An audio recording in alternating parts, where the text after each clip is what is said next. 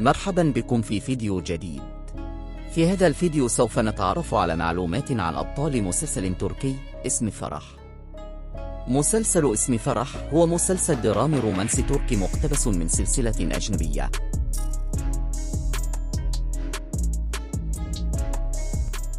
الاسم الحقيقي ديمت أوزديمير، ولدت في 26 فبراير 1992 بإزميت بتركيا، ويبلغ عمرها حاليا 31 سنة، ويبلغ طولها 170 ووزنها 68 كيلوغرام. ديانتها الإسلام.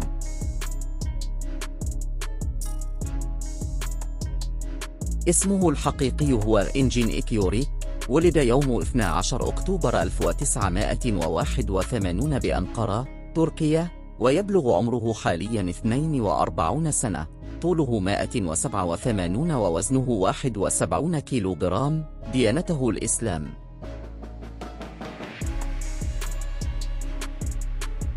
اسمها الحقيقي داريا بينات، ولدت في 7 يوليو 2003 في اسطنبول بتركيا، ويبلغ عمرها حاليا 20 سنة، ويبلغ طولها 1.62 متر، وهي مسيحية ديانة.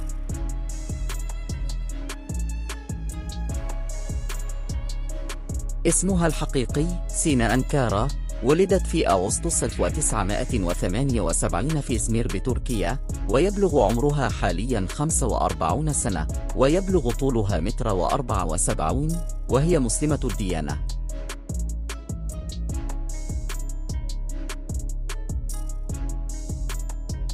اسمه الحقيقي أوكتاي تشوبوك، ولد في 12 مارس 1996 بمدينة إزمير بتركيا، ويبلغ عمره حاليا 27 سنة، ويبلغ طوله 1.80 متر، وهو مسلم الديانة.